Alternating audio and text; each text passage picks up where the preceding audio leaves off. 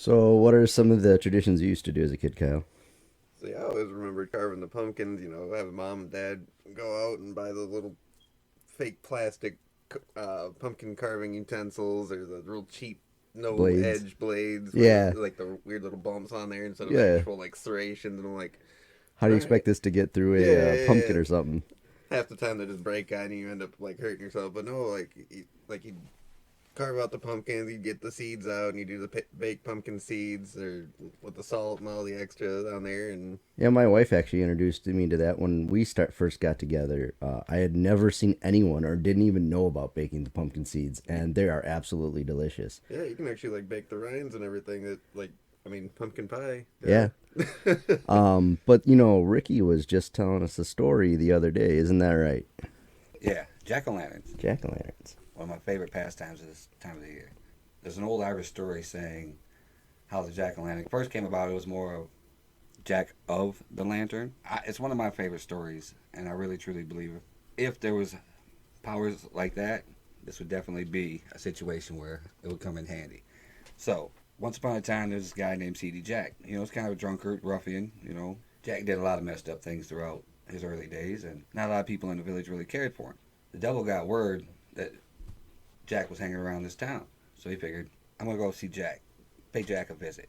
So, Satan, he says to Jack, I'm here to take your soul.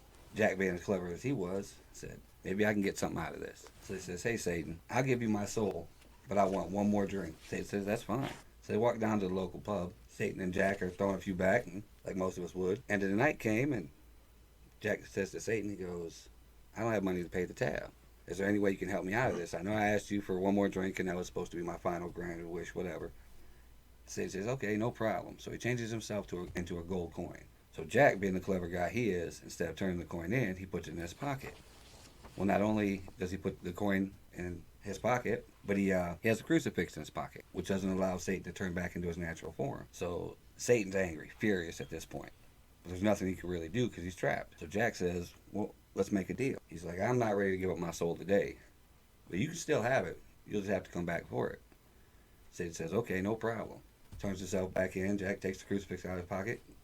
Satan turns back from according to his natural form and goes about his way. A few years later, Satan comes back to collect. Now, remember, Jack's a clever, clever guy.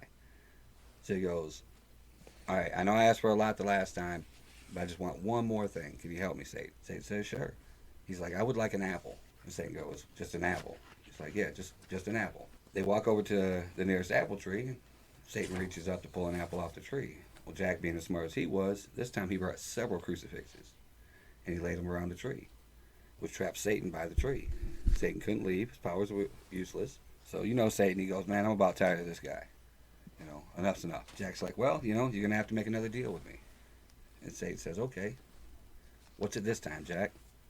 Jack goes, you can have my soul, but I want you to have it on my own accord. When I pass, you can have it. Satan says, okay, the deal is done. He lets Satan go. Satan turns to himself and says, man, I've got to get smarter than Jack. What can I do to get Jack? So he says, I got it. I'll let him pass naturally. So Satan's thinking, when Jack comes to turn in his soul, I'll just banish him from hell. Years go by. Jack passes on his natural accord. Obviously he's an alcoholic. He's got other issues and whatnot. So he's gone. So Jack decides, well, maybe I'll try heaven first. So Jack goes to the pearly gates, knocks on them. They come to the gate and go, you don't belong here. You got to go the other way. So He's like, okay, whatever, I've got a spot down there, no problem. So he heads down to hell. Jack knocks. Satan answers. Satan says to Jack, what are you doing here? Jack's like, I've passed and I'm here to turn in my soul for my debt. Satan goes, you're not allowed here. Jack goes, what do you mean? He's like, I agreed to that, and that was part of the deal when I let you go the last time. So on my side, you're not allowed here. So at this point, you're doomed to walk the earth forever.